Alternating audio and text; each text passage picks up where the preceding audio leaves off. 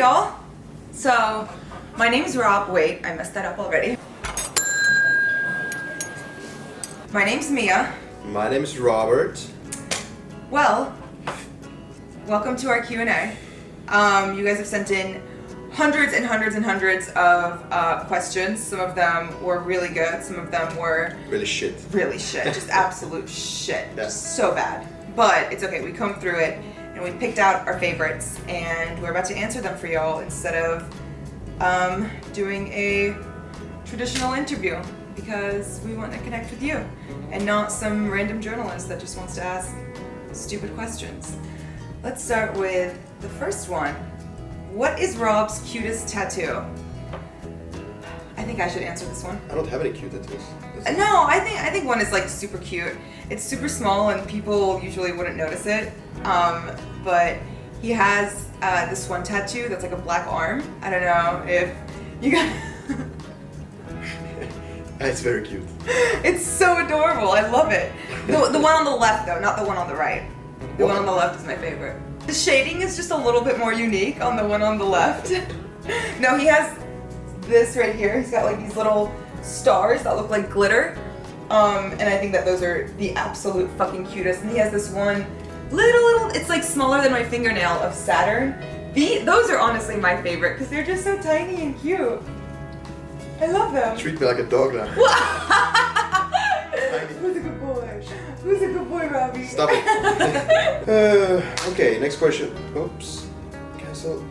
What was the white drink you guys were drinking on video? And I assume the video was the one from last night, right? Yeah, the one where we said any last minute questions. Okay. That's not even a drink. It's It's a drink. sort of a drink. It's something I love, something I drink every day. I can drink probably 2 liters of it every day, and it's milk. Whole milk. Yeah, whole milk. Not American, pasteurized shit milk. It's fresh, nice, and... We got room service in Chicago. It was definitely pasteurized milk. Yeah, but I took it for the team yesterday.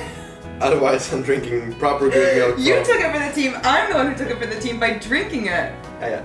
I drink milk from happy cows from Sweden and from Denmark. Yeah, that's what I love. That's true. And I actually prefer, if I would go out in a nightclub or in a bar or whatever, I can actually stand there. You can find me in a corner with a glass of milk. Yeah, I mean, to be honest, yes. And that's how he won me over. No, I'm just kidding. Yeah. Mia, my question for you is, what is your favorite dish that Rob makes? Rob? They're all calling you Rob now. Yeah. Rob? I prefer Bob, actually. Bobby? Rob, my question for you is, the food industry lost a few giants this year in Bourdain and Robuchon. As a legitimate chef and not a hobbyist, like with some work in the biz like myself, has some of these losses affected you? I mean, I am fucking crushed at Bourdain personally. And then he went to leave a quote by Anthony Bourdain, which is, if I am an advocate for anything, it is to move as far as you can, as much as you can, across the ocean or simply across the river. Walk in someone else's shoes or at least eat their food. It's a plus for everybody. Legend. You can start first. Okay, my favorite dish that Rob makes. I'm calling you Rob now, god damn it. My favorite dish that Robert makes. It would have to be, he hasn't made me too many because, unfortunately, because of the long distance, we spend most of our time in hotels. But to be honest, my favorite dish that he's made me wasn't even the smoked hay and foie gras eggs. It was the Swedish pancakes. He made them for me a few times, and I've never tasted anything so good. That's definitely my simple favorite. stuff. Very simple stuff, yeah. I mean, there's beauty in simplicity, especially when it comes to food. Yeah. Hi, I'm from India and I watch your Insta story daily. I want to know when you met Robert Sandberg and how you fell in love with him. I met him in Copenhagen, and I fell in love with him when he deboned a quail the first night we met in our hotel room. That's when I knew this man is crazy, and I love him. You thought actually I was gonna kill him. I actually did. You pulled out a knife and I was like, oh, okay, I'm gonna get taken. This is how it ends. Well, okay, did not expect it. We did debone it together. You were We sitting did. on my lap and... It was very romantic. Yeah. It was very romantic. Not a very common first date. No, definitely not. Tell us the most weird thing happened during your relationship. And also, what is the advice you'd like to give young couples? Thank you. You want to answer the first one? I don't think too much is weird for us. No, probably happen a lot of fun, crazy stuff that would be weird for many other people. Yeah, we're very easygoing and open-minded. Yeah. I would say weird is like just people coming up to us. Yeah. And our advice for young couples is we are young couples, so I don't know. Yeah. And I don't know what advice in what topic. Is it cooking or is it relationship or? The best advice is just be faithful. Yeah, have fun. From Layla, that's a beautiful name. Y'all, I love her already.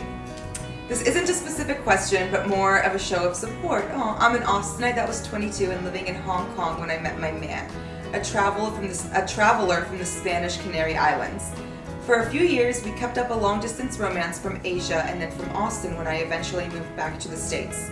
We would meet up in cities around the world and then go our separate ways again. I see the same fire in the two of you and it makes me smile. Keep showering each other with affection and goofing around. Always have the next tickets booked before you say goodbye. Yes! That's right. And have something to look forward to. I like her advice. It's a question from Edson. What is your biggest fear? I don't know, my biggest fear would probably be lose Mia, I should say. And yeah, I'm not too scared of too many things. Except I hate snakes, spiders. Yeah. Something like that. I'm not comfortable at all with those kind of stuff. I'm scared of heights. No. No, you're not. What do you mean no, I'm not? Yes, I am. Scared of heights. Yes. Okay. I didn't know. It's terrifying. I hate heights. Oof. And spiders. And anything that crawls. And losing rubber? I love you. So this is a Swedish question, that's nice. Love it. This is not the first time I got this one. This is probably the most common question I've got. And also, I mean, both in questions and people think it looks like shit. And some people think it looks very good. Yeah, it's Swedish. So Robert, varför tatuerar du dina armar svarta? Svart. Oh, I know what that means. Svart. That means black. And also, will you get a caps tattoo since day one? And that means basically, Robert, why did you make your arms black?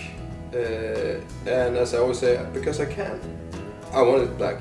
They were quite black from the beginning, from other stuff, but there was nothing weird or racist or stuff like that. No, I've seen his tattoos before he got the black sleeves, and it's just like shitty tribal tattoos. Fuck you, it's not. What is it? It's not tribal. It is. No. It is. No. Listen, it's a nuanced tribal tattoo. It's like you're picking hairs here. Yeah. Will you get a caps tattoo? No. Not you! I'm not a big fan of hockey. I think that one's for me. This wasn't a trouble, this one. Oh, it was this one? Yeah. I would love to get one of your merch shirts. Which one do you recommend? Because I love them all. I recommend the slide in the DM one because reasons. When is the wedding? There's always two sides of the beginning. Please let Robert tell his experience. Oh, I like that question. The wedding is to be determined. I think someone else asked how we met. I'll answer that one. You can tell from your side. You can tell it from your point of view. I think they're quite similar. Of course they're quite similar, but I mean, I tell it like, oh, I followed him and then he slid my DM. Explain the day. Tell us, what was the weather like? Where was the moon sitting? Was Venus crossing in over Mercury? No, the thing was, you actually added me on Instagram. I just saw... I followed you. My phone, there was, popping up stuff on my phone all the time. And I knew I haven't posted anything in a while. And I just checked it out. And yeah, I just saw Mia Khalifa. And to be honest, I have no idea who you were. I'm not offended. I start following back and then we start texting each other. No. Actually, I slid into your DMs. You slid in my DMs. And we never texted. It was always Snapchat. Not for reasons because we're shady, but it's better than WhatsApp, so we always just use Snapchat. Hi Mia, my name is Leslie. To begin with, I want to say, Mia, I love you so much. My freshman year in school, I had gotten new glasses similar to yours, and people started telling me, oh my god, you look like Mia Khalifa, and the nickname has stuck with me till now that I'm a senior. But I honestly look up to you so much. You're a great, beautiful person. Oh, I didn't pay her to say this, I swear. What was it like growing up, and what was your goals? And what was your goals? Question for Rob. Wonder, would you ever move to the US to live with Mia? And what's it like being a chef? Wonder, you ever move to... Yes, I will move to the US, that's for sure. And for both reasons, for Mia and also because of my own project. in the beginning of actually opening up my own restaurant. Can't tell you more than that because it's still, what is it, secret? A secret? It's still private. Yeah, just playing it close to the heart, not really announcing it right now. Being a chef is quite special. It's you have to put a lot of your the whole life basically into cooking and into being in a restaurant. For sure, depends on what kind of level you are at. You don't sleep that much, but I think it's a thing you're getting used to, and it's a lifestyle for sure. It's not a job at all. Question for Mia: what was life like growing up, and what were your goals? Life was amazing growing up. I had a fantastic childhood, very happy family. My goals were to just always be successful. I studied history in college, and then after I graduated, I realized I did not want to be a teacher, and there wasn't very much else I could do with a history degree. So, it took a lot of time to find myself and figure out what I wanted to do, and sports and food have always been passions of mine, and I feel like in my early adult life is when I realized that, I was going to work my ass off to try and, find success in those fields. Cooking, traveling, and sharing that with you guys, or sports commentary like the show I'm on, but yeah, any one of those. I'm just happy doing what I'm doing right now. And I'm also very ADHD to a certain extent, and I don't think I could ever just do one job for a living. I get bored very easily, and I like change, and I like unpredictability. So I love the lifestyle I have now. I think it's very conducive to a successful future for me.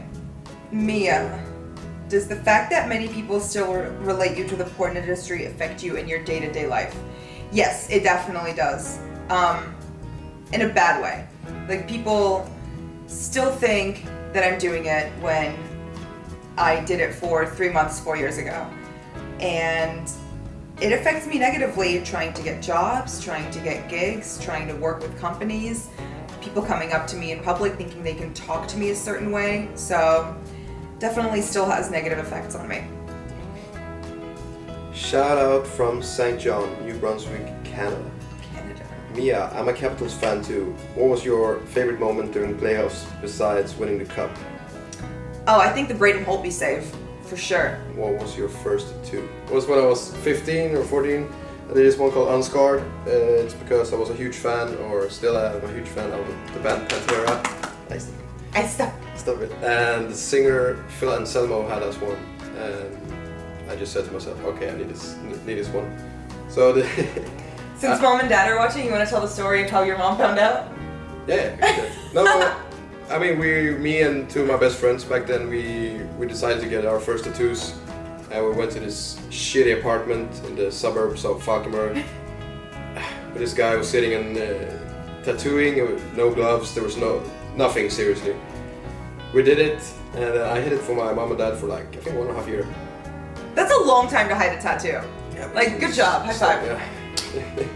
And then when I was drunk at a music festival in Sweden, I texted my mom. I was like, yeah, just so you know, I made a tattoo like a year ago or something. Didn't get any answer. And then when we went back from the festival, she picked us up at the train station, and the first thing she did was actually pull up my t-shirt. You told her where it was? Yeah, I said it was in the stomach. Oh, okay. And pull up my t-shirt, and she said, okay, yeah, it wasn't too bad, but don't tell Dad. Oh my god. So when did your dad find out? I don't remember, maybe 6 months later or something. Oh my god. It's fine. But yeah, after that I have to pay my driver's license as well, because that was a promise. Doing a piercing, start smoking, start using tobacco, whatever, and doing a tattoo before I'm 18. That's when you have to pay your driver's license by, so. That's a good deal. Yeah. I was working anyway, so I could afford it. Let's just pick it random. Yeah. Stop.